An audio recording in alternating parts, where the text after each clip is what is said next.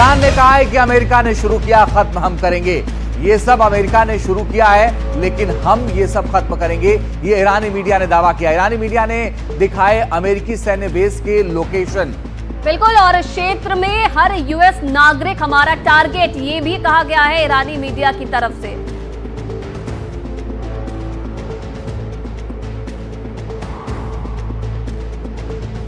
من هدف مشروع ایران هستند. آمریکا با این اقدامی که انجام داد علیه ایران و حریم هوایی ایران را شکست و جنایت علیه ایران انجام داد، دیگه جایی در منطقه غرب آسیا نداره. آقای رئیس جمهور آمریکا، شما شروع کردید و ما تمومش خواهیم کرد. مشروع ایران هستند. آمریکا با این اقدامی که انجام داد علیه ایران و حریم هوایی ایران را شکست و جنایت علیه ایران انجام داد، دیگه جایی در منطقه غرب آسیا نداره. آقای رئیس جمهور آمریکا، شما شروع کردید و ما تمومش خواهیم کرد.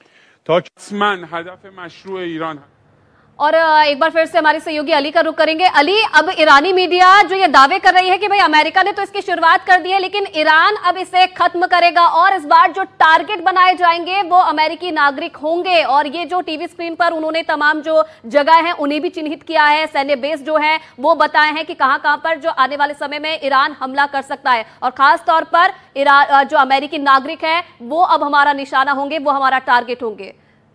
बिल्कुल, देखिए साफ तौर पे जो ये ईरानी मीडिया के जो एंकर थे वो यही कह रहे थे। उनको मैं ट्रांसलेशन करके बता दूं कि हम इस वक्त अमेरिका, तुम जान लो तुमने ये जंग की शुरुआत की है, लेकिन याद रखना इस जंग को खत्म हम करेंगे। और तुम क्या सोच रहे हो कि हमें तुम्हारे बारे में नहीं पता। और उन्होंने मैप दिखाते हुए दिखाया है कि ये देखो जो तुम्हारे जो ठिकाने हैं जहाँ, यानी यूएस बेस, जो मैप जो दिखाया जा रहा है वो अराउंड इराक की तरफ का भी दिखाया जा रहा है, कि जिसमें उनके ठिकाने बने हुए हैं, कि वो साफ तौर पे दिखा रहे हैं कि तुम जो सोच रहे हो कि हमें नहीं पता है, हमें तुम्हारे एक एक ठिकाने पता है, लेकिन अब ये देखना हमारा क्या ये अगला कदम होगा। इनफैक्ट यही नहीं, आप देखेंगे कि ईरानी मीडिया के जो पहले वो अभी एक शहर इमामी थी, उनका भी हमने इसी तरीके से देखा था कि जब वो जंग में आए, जब जिस तरीके से मिसाइल भी हो रही थी, उस वक्त भी वो एक तरीके से इजराइल को ही गिड़गिड़ाते हुए नजर आ रही थी कि हम रुकने वाले नहीं है। और यही एक आप देखेंगे ईरानी मीडिया के ये जो न्यूज एंकर, उन्होंने भी साफ तौर पर दिखाया कि जिस तरीके से जंग आपने अभी शुरू की है, हम भी अब इसको खत्म करेंगे। और ये अब देखने वाली बात होगी कि कितना बड़ा अब ईरान इस पे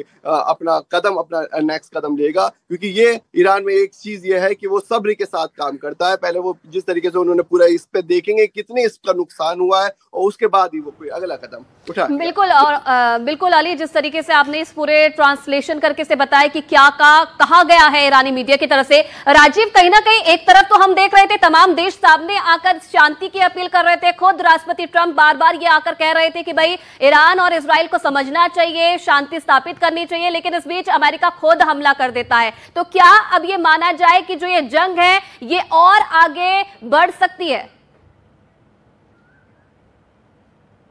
बिल्कुल बढ़ सकती है, और इसका दायरा और बढ़ सकता है, लेकिन सब कुछ इस पर निर्भर करेगा कि चीन और रसिया जो है ईरान का केवल अपने बातों के जरिए खुल के साथ देते हैं या उसको सैन्य मदद के लिए सीधे तौर पर सामने आते हैं। और उससे भी बड़ी बात कि अगर ईरान जो है, जो खासतौर से जो खाड़ी देश है पश्चिम एशिया में जो अमेरिकी ठिकाने हैं, वहां अगर उस बेस पर हमला करता है और अमेरिकन सोल्जर का नुकसान अगर होता है, तो उसकी जो परिणति जिसको कह सकते हैं, अमेरिका को डोमेस्टिक पॉलिटिक्स में झेलनी पड़ेगी। अमेरिकन जो लोग हैं इस बात के बर्दाश्त नहीं कर सकते कि अगर उनके एक भी सोल्जर की मौत होती, एक भी सैनिक की मौत होती, तो ये कतई नहीं बर्दाश्त कर सकते। तो वो बड़ा एक बात होगी। और कहीं ना कहीं देखिए, अमेरिका जो है इस जंग में कूदा, इसकी वजह यह है कि इजराइल को जिस तरह से एक शुरुआती जिस तरह से बढ़त मिली थी, वो बाद में बढ़त मिलती हुई नहीं दिख रही थी, और इजराइल को अच्छा खासा नुकसान हो रहा था।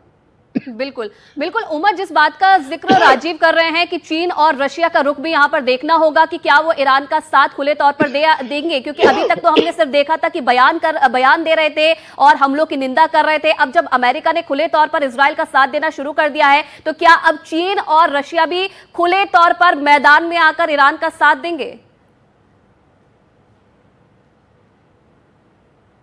कैपेबिलिटीज है वो देखना होगा, और ईरान की कैपेबिलिटी जो है वो सिर्फ और सिर्फ जो इस पूरे मध्य पूर्व के क्षेत्र में जो अमेरिकी ठिकाने हैं उसकी जद में उसकी जद को लेकर अपने पास उसके पास जो मिसाइलें हैं वो तो हैं।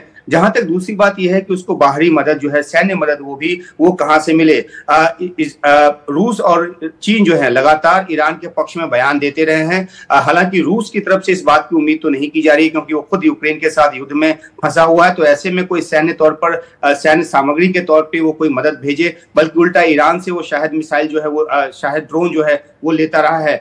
चीन की जहां तक बात है तो चीन की तरफ से ये जानकारी जो है, चीन के मुतल्लिक ये जानकारी आती रही है कि चीन जो है वो गुपचुप तरीके से ईरान को कुछ हथियारों की सप्लाई करता रहा है।